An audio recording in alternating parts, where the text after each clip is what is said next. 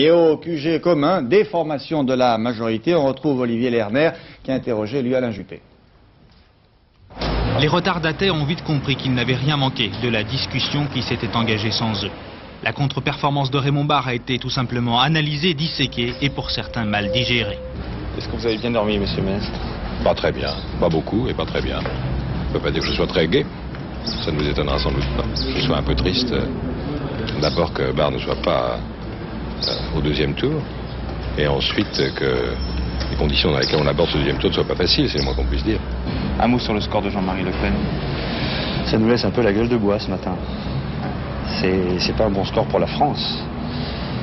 C'est pas une bonne chose qu'il y ait autant de gens qui s'engagent dans des thèses qui sont des thèses d'impasse en fait pour le pays. Et c'est à nous de leur convaincre qu'il y a d'autres choix et qu'il y a en fait une autre attitude politique à avoir qu'une attitude de refus.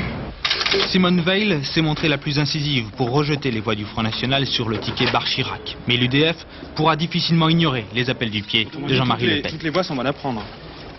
Est-ce que M. Mitterrand rejette les voix qui vont vers lui, celles des communistes, celles des trotskistes et celles qui peuvent venir d'une fraction électorale de M. Le Pen? Non? Alors pourquoi me posez-vous cette question? Ça veut dire que vous n'allez pas rejeter les voix du Front National. Ça veut dire que vous les acceptez pour M. Mitterrand? Est-ce que vous allez les accepter, vous? Vous les acceptez, vous, pour M. Mitterrand? Cette réunion du bureau politique marque le début des grandes manœuvres. Elle est la première d'une longue série. Calculette en main, les chefs de parti de l'UDF ont dressé un bilan chiffré du premier tour. Certains seraient tentés de faire un bout de chemin avec François Mitterrand. D'autres vont bien sûr rester derrière Jacques Chirac. La cohésion de l'UDF est bien l'une des inconnues de l'entre-deux-tours.